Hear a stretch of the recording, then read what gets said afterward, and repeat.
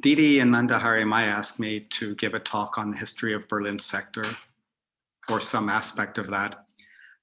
Thinking about it, I realized that it's not possible to give a comprehensive overview of the many years Nanda Marga has been in Berlin sector. So I thought it would be easier, and I think more interesting, to talk about the most important spiritual experience of Berlin sector in Ananda Marga, which was when Baba came to Europe. We often talk about Baba in Fiesh, but of course Baba was in a number of countries. And I had the good fortune to be on the whole tour, except in Sweden and Berlin. For logistical reasons, I did not go to those places.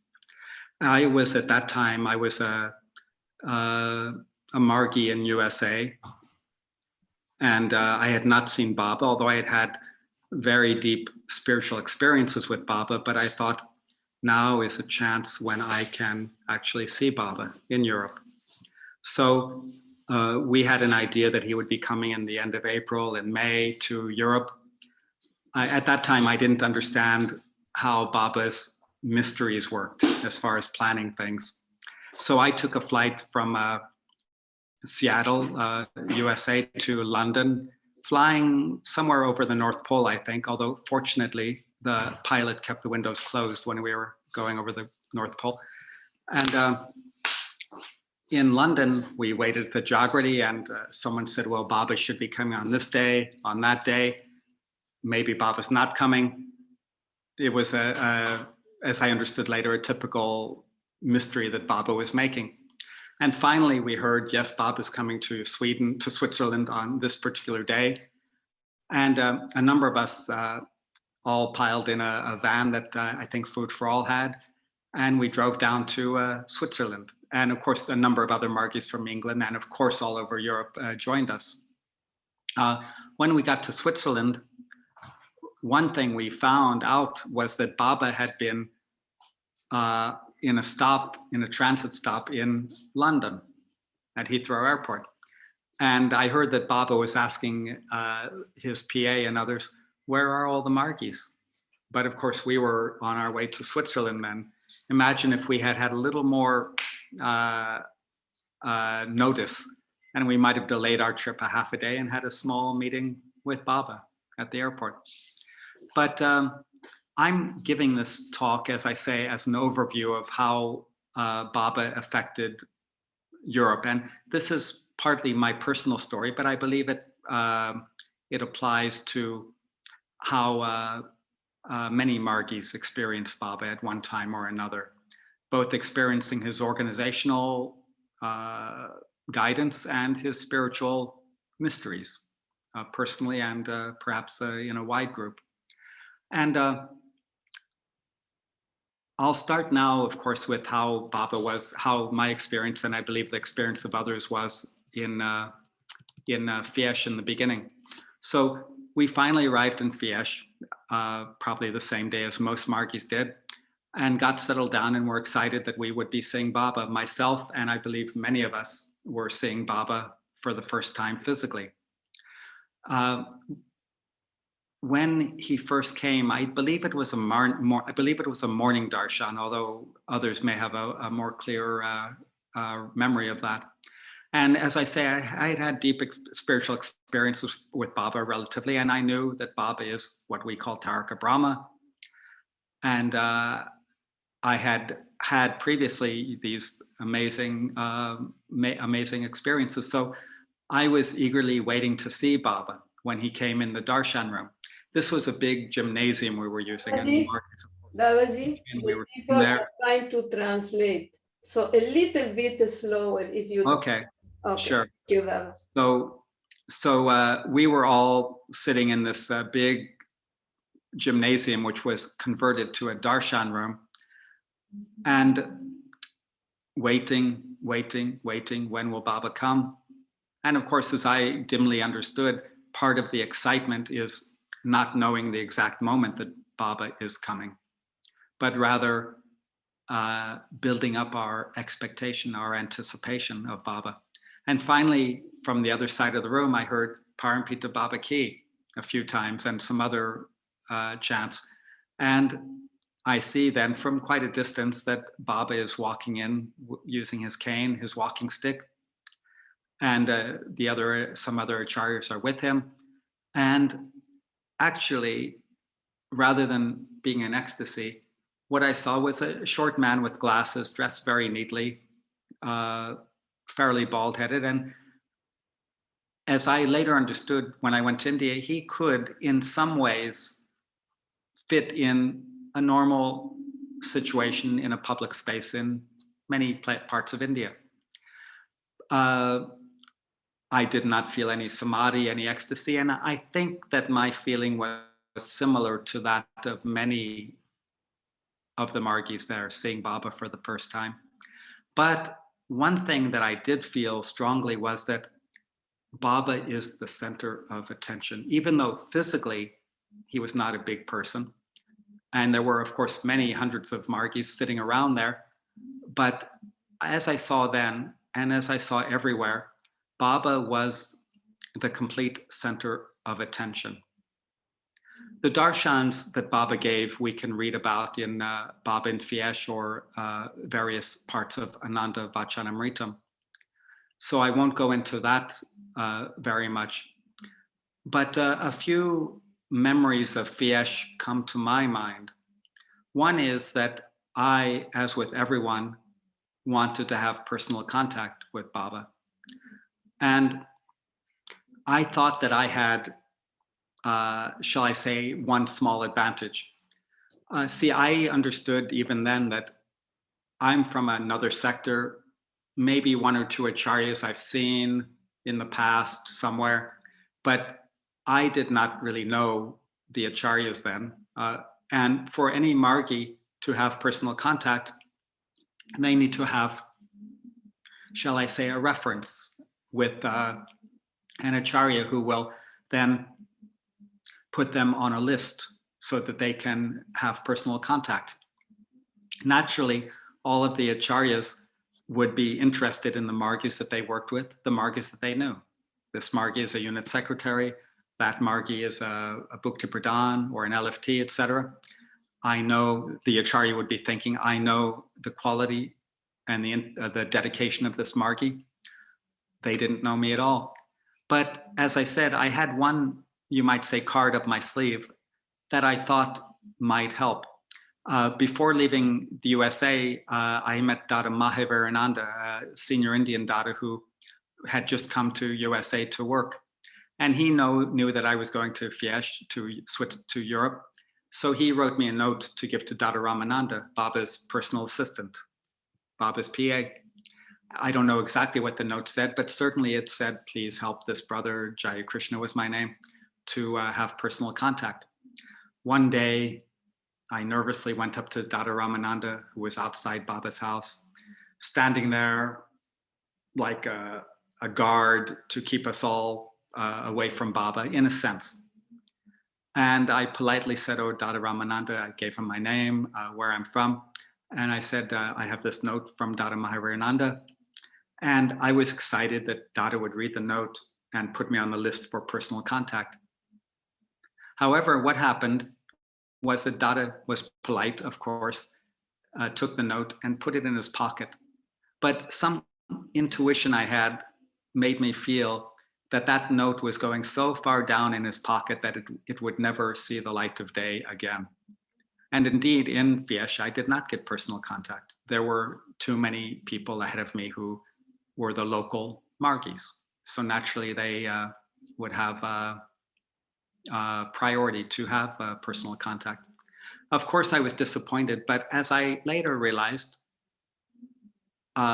if you can just say, Baba, I'm going to have personal contact, thank you, then there's no expectation, there's no sincerity really, or there's some sincerity, but you don't have the pressure, you don't have the feeling that, yes, now Baba is gracing me with PC. So in a way, it was good that I did not have PC in Fiesh because it would have been too easy, shall we say. One incident which stands out in my mind, a curious incident, was one day I was walking across a small wooded area, a small area of woods, to get from our dorm where we stayed to Baba's house. And on the way, I met Baba's doctor, who was, on the tour with Baba, an elderly man. And he saw me, and we talked a little bit. And he said, "We plan to have a football game with the Margis from Fiesh," meaning the Indian Acharyas and Margis. And as he went on, he said, "I'm sure we will win." And I was kind of, how can this be? This is an older man, along with a lot of other older people. Here in Europe, there's young, healthy Margis who have played football all their life. How can they possibly beat the European Margis? And then the doctor said, "Because Baba will be our goalie." And I looked at this doctor with a strange look, and I never for a long time figured out that, well, actually till today, I don't know if he was joking or he was just in his imagination or not. Although if Baba had been the goalie, which would have been impossible, I don't think Baba would be interested in being a goalie in a football game. They would have no doubt won the game. So Baba had, of course, many wonderful darshans there. We did one day, we kind of broke the regulations, and we were going to do Tandava for Baba, I think on Baba's birthday. And we had these torches which were lit at the very last moment. We could not tell the authorities, the people at Fiesh, that we were going to have lit torches inside a big room. That would have been, I'm sure, completely unacceptable. But we had a great Tandava there with these torches, which we quickly put out at the end so that we would not be in any trouble with the owners. After that, after Fiesh, which, as I said, many people can read about in Baba in Fiesh, we went to a small town, I believe it's called Echenroth. And here there were not so many Margis. Some Margis were renting for their own purposes. They'd been living in a big house in the small town. And they were very happy to loan it to us for the time that Baba would be in that town. And Baba, of course, gave various darshans there. It was a small, intimate group. Were there 50 people, 60 people? I don't remember, but it was much, much smaller than Fiesh, most of the darshans that Baba gave. And they were warm darshans, but I could not follow much of what Baba said as far as repeating and remembering and explaining, but occasionally he would call on one or another Dada to stand up and say, "What did I say in the last darshan?" And I was amazed at how these Dadas could summarize, rephrase, analyze, describe what Baba had said in the last darshans. I thought they are at such a level, I could never do that. Perhaps I could have done it later in my life. But in Fiesh, I find, the other one thing I want to say is that in Echenroth, by the time I got there, I realized that there's many hours a day where you're not doing much, because Baba gives darshan twice a day. He goes on field walk once or twice a day, and you can't even be involved in every field walk. But I realized that one thing I could do was to be a VSS guard. That would keep me busy and maybe a little closer to Baba. So I talked to Dada Dharmavedananda, who I knew a little bit. He was the chief secretary of VSS in Berlin sector. And he signed me up to be a VSS guard. So one of my first assignments was standing as a guard, you can say, at the bottom of the stairs where Baba would be going up to get to his room. And I'm standing there. My shift was probably a 2-hour shift, I don't remember. And one time Baba walked by with Dada Ramananda right next to me, as close as one person would be to another normally. And then Baba stopped as if he was seeing me for the first time. And he asked me a question, which unfortunately I can't remember what the question is now. And I couldn't say a word. Baba is talking to me as I might be talking to a friend at dinner. And I was just silent. My mind was basically blank for a short time. Then Baba turned to Dada Ramananda and said in English, probably for my benefit, "Oh, the boy is very quiet now." And Dada Ramananda looked at me for a moment and smiled and said, yes, Baba, and they went upstairs. Fortunately, my name in Eknarot was on the list for personal contact. This was, of course, an adventure because that particular day we had gone on a field walk to, was it the Rhine River? Dada Jyotirupananda would probably know. And we rode on a ferry. Many of us had driven down in different shifts. You know, the cars dropped off some people, came back and took other people to this river port. And we all got on this ferry and were with Baba for some time. And we got back, and it had been very nice being on this field walk with Baba. And then the cars came and they took a number of people back. And then they came back to get the rest of us. And as they had taken off with the first group of people, I was standing there in the parking lot, just feeling so good about having been on this field walk with Baba. And then I realized, yes, today I'm getting personal contact. I had heard that from my one Dada before we left for the field walk, and I was excited. But then I realized, oh, Baba does personal contact just after field walk. And here I am, a half an hour away from where Baba is by car, or 20 minutes, whatever. And I was all of a sudden not so happy that I'd gone on this field walk, because if I'm not there in time for the personal contact, I don't think Baba will be very happy. Anyway, we did get back. I rushed upstairs to where Baba was. It was just about my time for personal contact. And Dada Ramananda was there. He took my name, my duty. I think I was a Prout Opti at that time in Seattle. I don't remember exactly what my posting was. And he gave me a particular duty that I should accomplish when I get back to the USA. Yes, Dada, yes, Dada. And then finally, the other person had left before me. And Dada motions me to go to Baba's room. I start to knock on the door. Dada says, no, just open the door. So I open the door.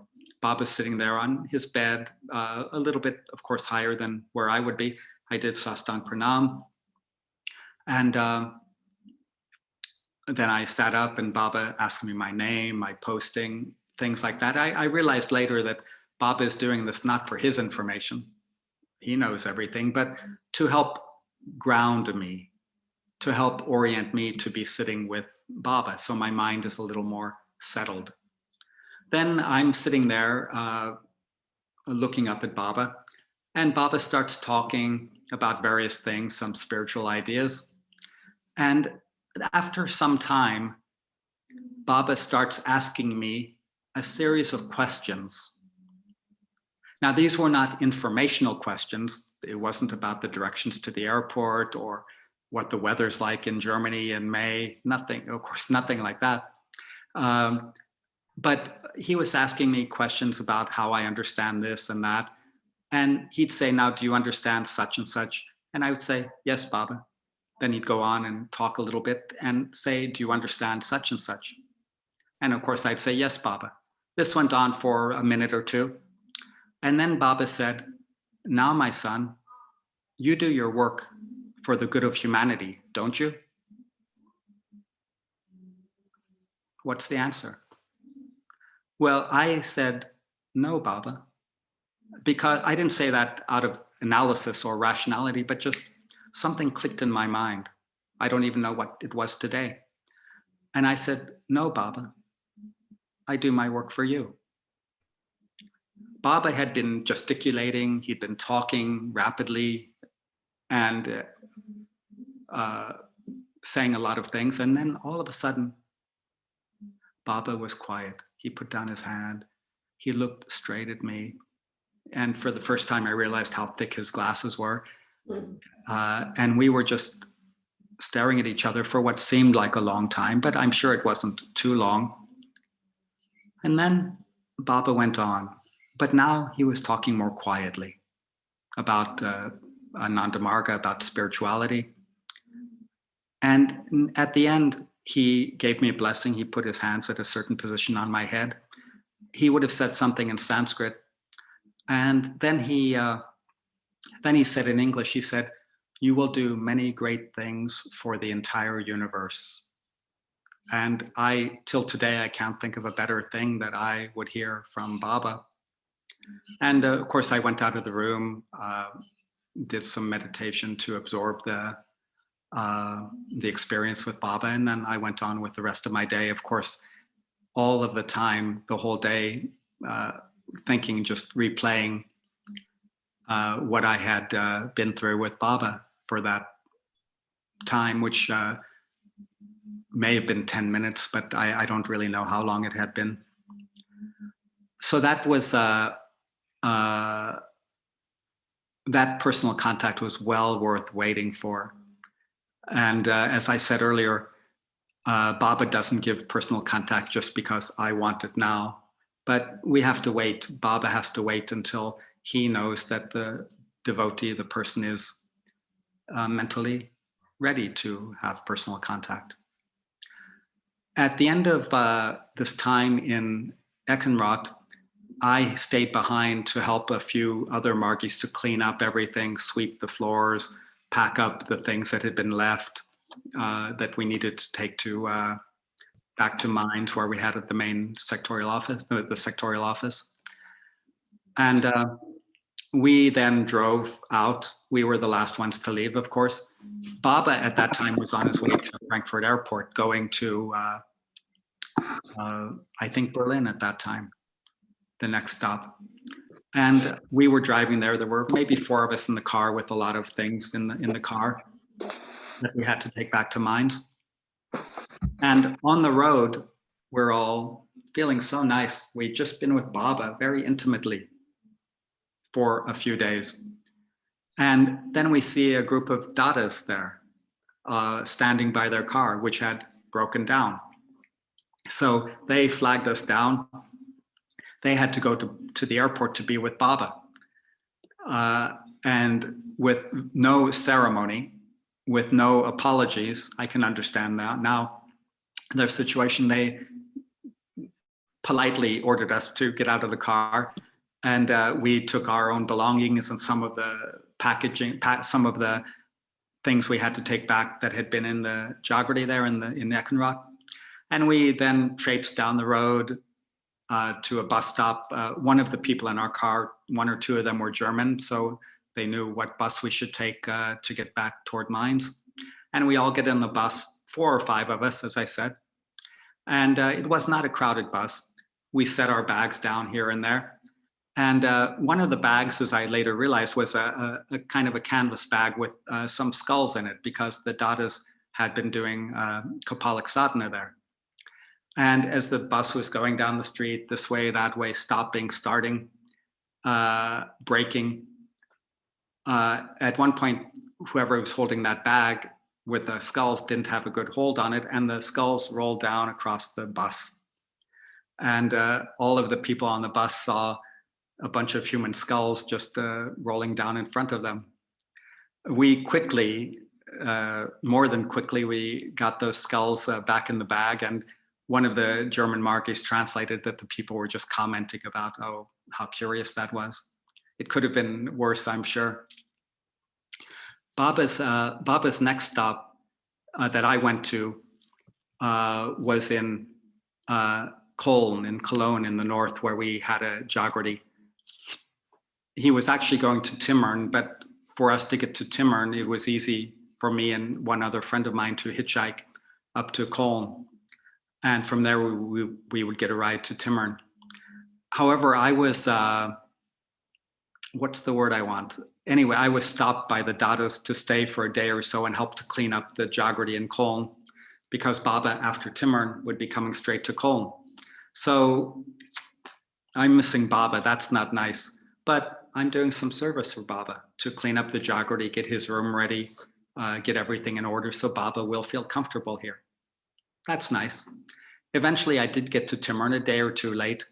And of every stop in Europe, I can say that Timmern was the most vibrated. I don't know how many Margis were there, perhaps 100, maybe more, maybe less, and Acharyas. But when we got there, the vibration was so intense. I've rarely felt anything like that. In one of Baba's discourses, again, the vibration was so high that later Baba said that it was like a DMC, except without the mudra that Baba gives at DMC. It was an incredible vibration. And Timurn, I believe, was the only place that Baba went on the tour that was owned by Ananda Marga. And also, it was the only place ever outside of India that Baba gave Avadhut Diksha to two fortunate Dadas. So that was, it was quite an incredible experience to be with Baba in Timurn. Again, with the discourses, one can read them in various books, but the vibration there, all the Margis crowded together in our sleeping conditions. It was an experience like I've rarely felt with Baba in Timurn. After that, we went, as I said, to Cologne, where Baba stayed for just a day or two, as I recall. And he gave some darshans, and I was fortunate enough to be the VSS guard standing next to Baba for one or two of the discourses, which means I didn't really hear them so well, but because I was more concentrated on being Baba's attendant and looking out rather than looking at Baba himself. But that was good. So I was getting tired by this time, being in Europe, not so familiar with the languages, the environment, the food, etc., and the climate even. And I was thinking perhaps after Cologne, I would just go to Copenhagen, where there was the Global Proud Office and where I knew people. But fortunately, myself and my friend Jyotish, also from USA, we found a ride with some Margis to Netherlands. And we finally got to Rotterdam, the city where Baba was staying in Netherlands. There were two houses next to each other that were connected, and it was very narrow. The rooms were fairly small, except the darshan room, and it was hard to find a place to sleep. It was just very crowded, congested conditions. And many of us sleeping in the darshan room, and in the morning, of course, cleaning up, packing our things away. And Baba would, at the right times, give darshan. But some quite nice situations happened there, and some quite informative situations. As I said, I had, you can say, signed up to be VSS guard at certain times of the day according to the schedule. So one day I was going to take my duty at, let's say it was 12 o'clock, I don't remember. And just before going down there, there had been an incident, and I heard some shouting and some noise and all. And I walked down to the front of Baba's room, where I would be attending for the next 2 hours. And it turns out that some people had kind of burst into Baba's room for whatever reason. They wanted to say something to Baba. And of course, Baba had gotten very upset about that. They were quickly escorted out. And just as I was taking my post in front of Baba's door, myself, I believe one American-born Dada and two Indian Margis were listening to Baba. And Baba was scolding Dada Ramananda very badly for this breach of decorum, for the fact that these people had been able to just walk into his room without any invitation. Now, a little bit about the geography of the room, of the house. As I say, there were two houses which were connected together, and Baba was in one room, and for him to get to the darshan room, he walked through a small hallway, which was maybe 3 meters long, something like that, 2 or 3 meters long. And then Baba would be in the darshan room. I was, of course, disappointed because I was not going to be at that darshan, because I was taking the duty as VSS guard during that time. And of course, I heard Baba scolding Dada Ramananda. And although I couldn't understand the words, except a little bit that the Indian Margis translated, then he was silent after scolding Dada. And a moment later, I heard Parampita Baba Ki. So I understood Baba had stopped scolding Dada, immediately went to the darshan. Of course, I wanted to be in that darshan, but I realized, well, Baba was so angry at Dada Ramananda. Maybe this is a good darshan to miss because it may not be so blissful. Later in the day, long after the darshan, I met my friend Jyotirupananda in the maze of all the people there. And without me saying a word, Jyotirupananda said, "Oh, that was such a blissful darshan Baba had." And of course, Jyotirupananda, as with all the Margis, knew nothing about how Baba had been so angry at Dada Ramananda at that time. And then I realized Baba, of all beings in the universe, can switch his mood to the situation without a blink, so to speak. So Dada Ramananda perhaps had some mental suffering, but the Margis had a lot of mental bliss, shall we say. Now, there was a darshan perhaps the next day where I was fortunate to be doing Kaushiki and Tandava in front of Baba. And I'll tell you, in case you don't know, that Baba's system for darshans, whether in India or Europe or anywhere, was that he would come to the darshan room and there would perhaps be some bhajans. In those days, there was no Prabhat Sangeet. And then a group of brothers would do Kaushiki. Then a group of sisters would do Kaushiki just after that. It was generally short, a minute or two, not long. And then a group of brothers would do Tandava.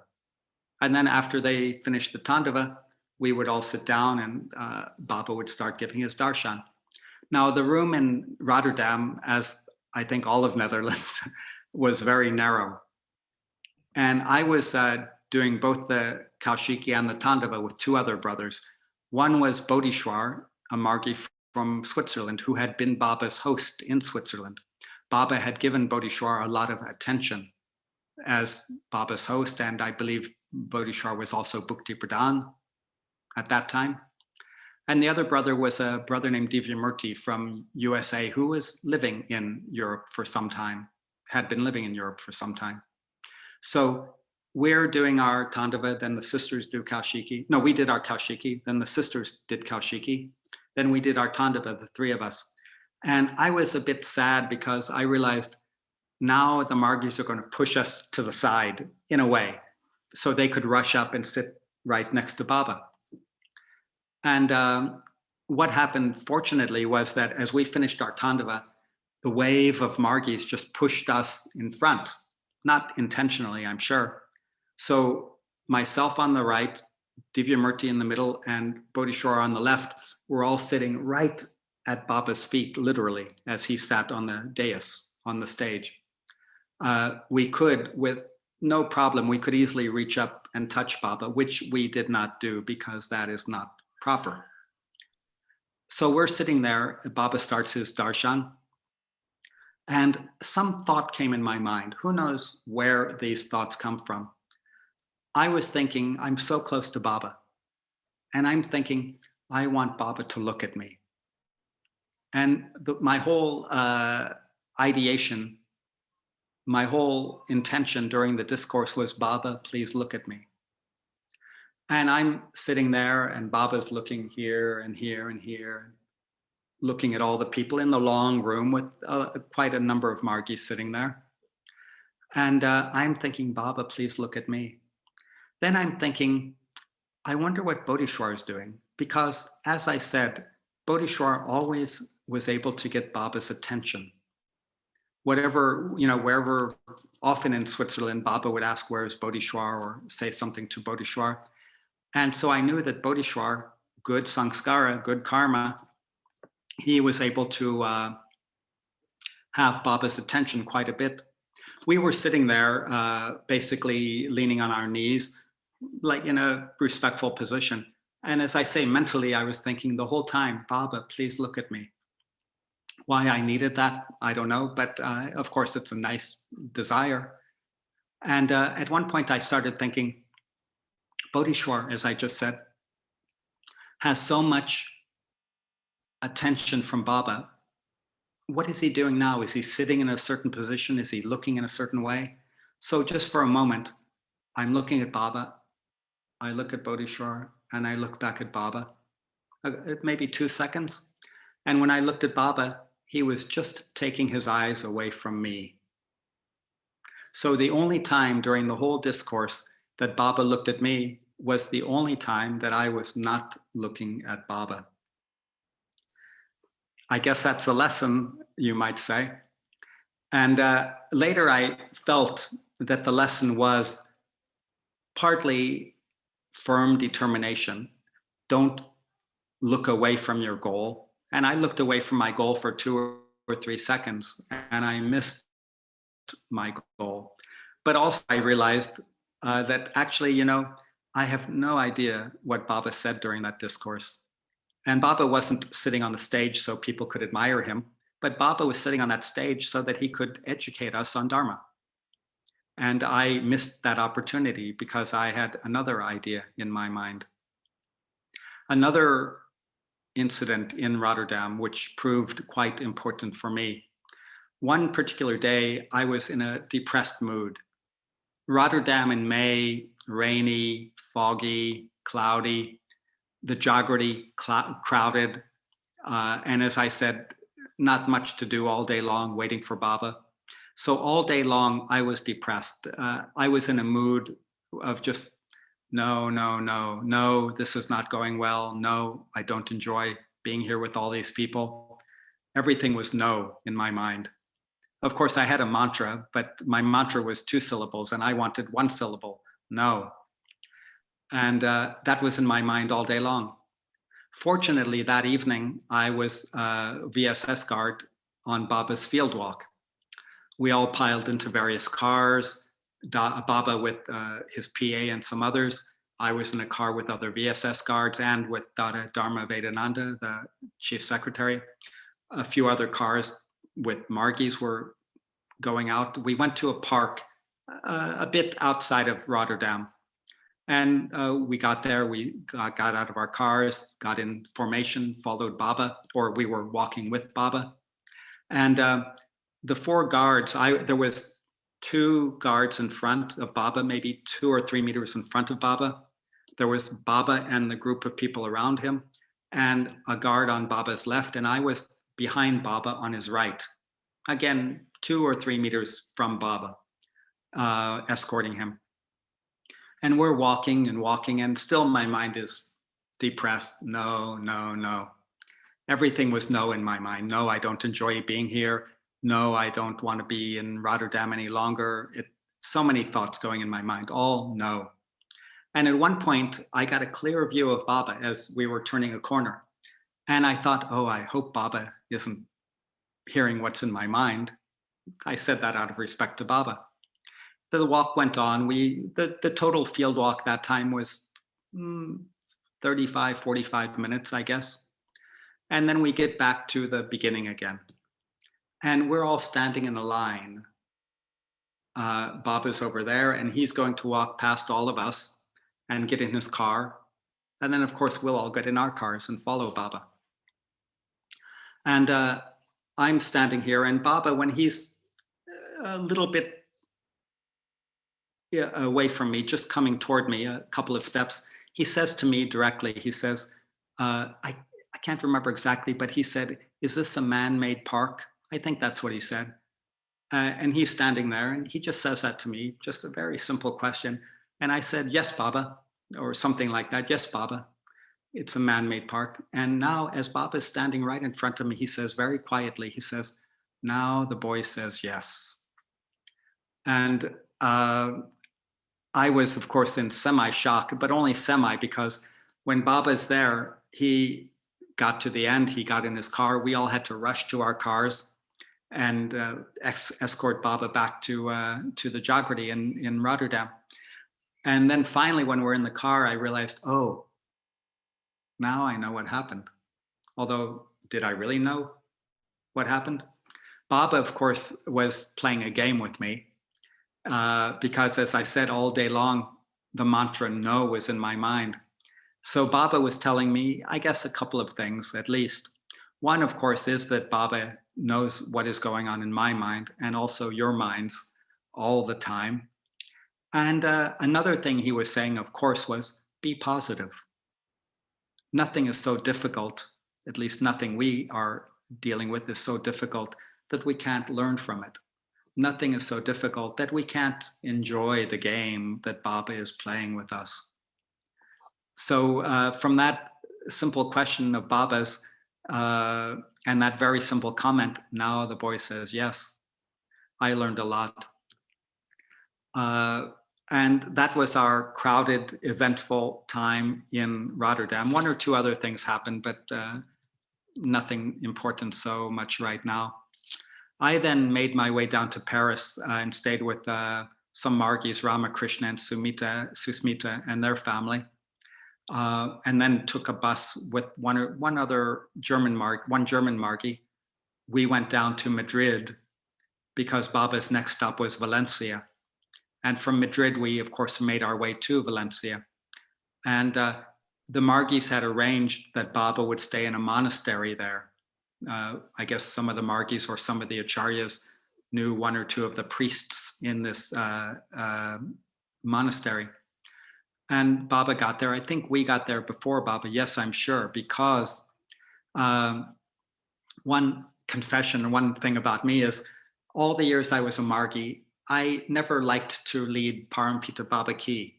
It's a very exciting slogan to say before a Dharma Chakra or when Baba's there. But I had always felt my voice is quiet, not such a loud or strong voice. I never liked to lead Parampita Baba Ki. But here we are. We had cleaned up the monastery. We had gotten Baba's room ready. And now Baba's coming. And there were a few Margis there, myself and various other Margis. And Baba's coming just around the corner. And one Didi comes up to me and says, you have to say Parampita Baba Ki. So here it is, the first time in my life that I had led Parampita Baba Ki. And I'm saying it for Baba. So anyway, I, of course, rose to the occasion. And that was quite an unusual and exciting thing for me. Baba gave, I believe, one discourse in this monastery, a very moving discourse, I remember, very deep and rich. And then we all went to sleep in our rooms. And in the morning, we woke up and Baba wasn't there. As you might read in Dada Dharmavedananda's book or other places, one of the priests was very upset to have this strange Indian yogi staying in their monastery, even though it had been arranged. So Baba said basically to the acharyas that I won't stay in any place where I am disturbing the people. Words to that effect, he said. And the acharyas quickly found a flat in Valencia itself, which was owned by one Margi sister. And we generally stayed, most of us stayed in the monastery for the next few days, but Baba stayed in this a flat of the Margi. And every day we would take a bus and go to the flat where Baba was. And we, of course, made a bit of a mess outside because there's many apartments in that building. And we had all our shoes outside the door. So the people going up and down the stairs were not walking on the tile floor. They were walking in our shoes, which was not so nice for them. Baba gave a few discourses there, of course. But the only thing I deeply remember is that at one point, Baba said, if the Margis in Spain want to have a good commerce project, they should plant sweet lemons from Israel, and then they on a master unit, and then they could make a lot of money. Till today, they haven't done that, but perhaps I'm reminding some people right now, and maybe in the future they will start such a project. After Madrid, after Valencia, Baba then went to Leon, and we, of course, followed in our own transportation bus or train. And in Lyon, yeah, the first thing that happened was we met Bob at the airport. And I was there with a number of other Margis, some Acharyas. And it so happens there was no Margi brother from Lyon or from France at that point. Who knows why? So one of the Dadas who knew me, because I had been traveling the whole time, he said, "You'll do Tandav in front of Baba." I would do it alone. And they had finally found a live snake as part of the Tandava apparatus, instead of just using a, a knife and maybe a torch or whatever. They had found a live snake. They didn't tell the airport authorities about it because that would not have been very welcomed. But I dressed up in the Tandava uniform. There was a red tilak mark on my forehead and wearing the particular small, uniform that we have. And I was really excited. I'm dancing alone, Tandava in front of Baba with a snake, making it really tantric, as we say. And this was very exciting for me until a French Margi brother came at the last minute. And of course, he's a local person. I'm a foreigner in a sense. And it was much better for the local Margi brother to be doing Tandava. I was upset. And this brother then got in the uniform. I got back into my normal civil clothes. And this brother started dancing Tandava at the right time after the bhajans and Kaushiki. And his Tandava was very unsteady, as I recall, not very rhythmic. And my petty, small human mind was satisfied with that. I could have done much better than him. And all the time he was doing Tandava, Baba was looking at me, of course, looking at the brother a little bit. And Baba was smiling at me, and I could tell that he was, appreciating that I was very sad about this. And I was so upset, actually, that something got in my mind. And after the Tandava, Baba's sitting in one corner in a chair. Then there's the VSS guards near him. Then there's a group of people, including the Acharyas, sitting in a circle, and then more Margis outside. I just got there and walked past the VSS guards as if they didn't see me, it seems. And I sat very close to Baba the whole time. That there was, I guess, some more bhajans, and Baba gave a small talk and was much of the time looking at me. So this was an unusual situation, and I felt, very happy about it. It was as if the VSS guards had not seen me. Then we went to the Jagrati in Lyon, and the Acharyas had arranged for Baba to stay in a hotel because the Jagrati was not in such good shape, and Baba would not so much feel comfortable staying there. But Baba's message to them was basically, if we have a Jagrati, why am I staying in a hotel? So very quickly, we had to rearrange and reconstruct the whole Jagrati. I remember painting the banisters going up 2 or 3 flights from the ground level up to the Jagrati. Other people arranged a room for Baba. The room where the printing press was converted to be a bathroom for Baba. And in a matter of hours, somehow, we were able to make the Jagrati acceptably clean and organized for Baba to stay there.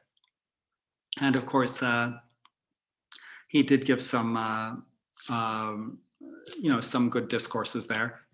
And then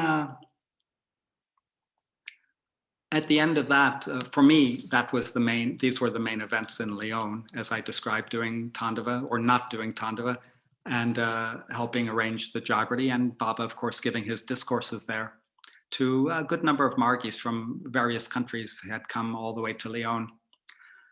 After Lyon, Baba's next stop was Verona.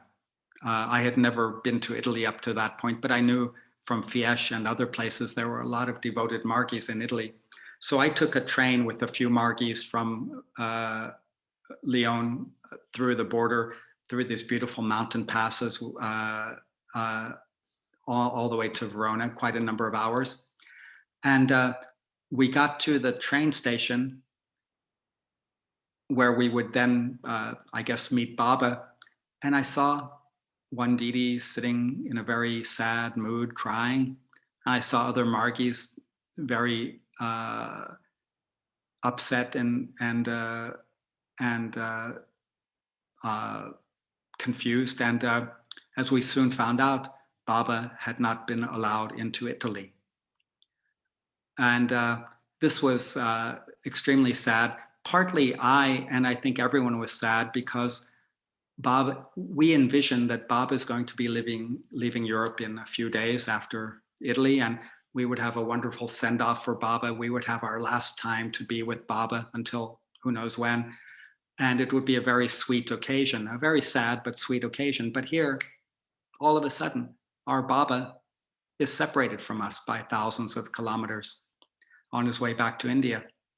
We all gathered in the retreat place that had been rented, and various Dadas, especially Dada Jyotirupananda, gave very stirring, rousing talks to us about the situation. And the Italian Margis did some demonstrations in Verona itself, and they got some good newspaper coverage. And later, Baba, as I heard, made a comment that it was not the government that banned Baba from coming to Italy, but rather it was someone higher than the government. So in 1979 or any time, who would be higher than the government in deciding that Baba could not come to Italy? And clearly it was only the Catholic Church, the Pope, that could make that decision. I think it would be obvious without much historical reflection to understand that the Catholic Church would be uncomfortable in having this guru from India coming to be with them, coming to see his devotees, his disciples in Italy. So Baba flew back to Italy, to India immediately, instead of being able to come to Italy. Extremely sad for us.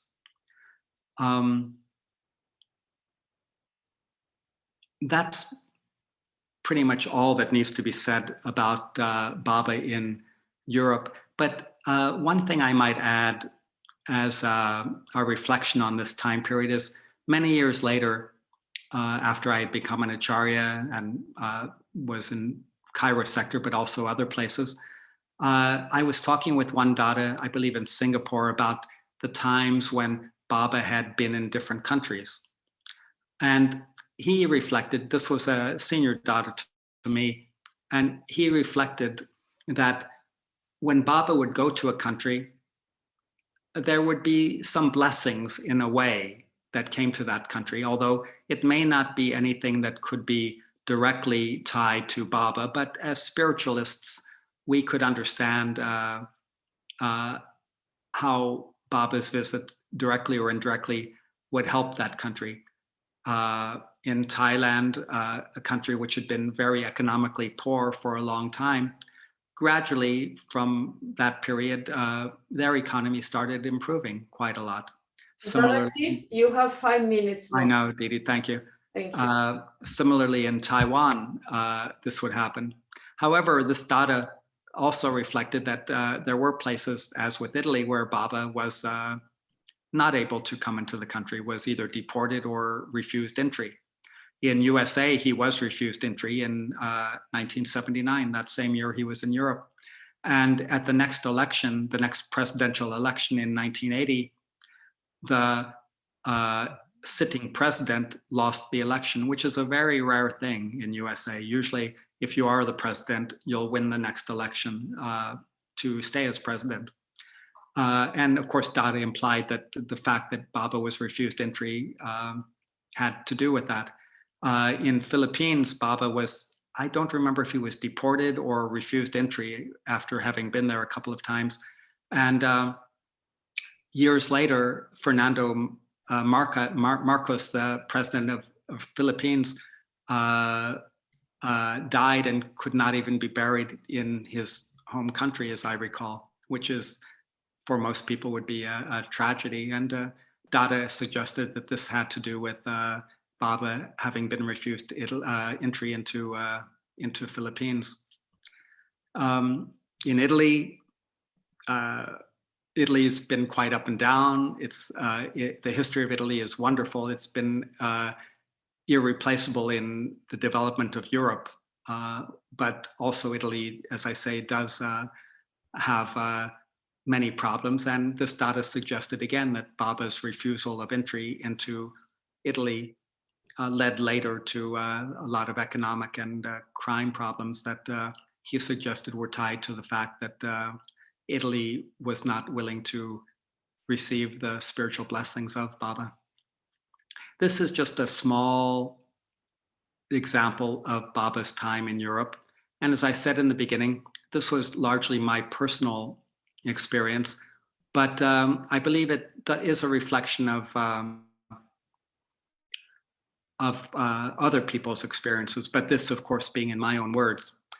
As I was indicating in the beginning, and I'd like to emphasize that it would be really good and I think important if we could gather a full history of Ananda Marga in Europe from 1969, when Acharya Dvaishananda made the first appearance of an Acharya in Europe.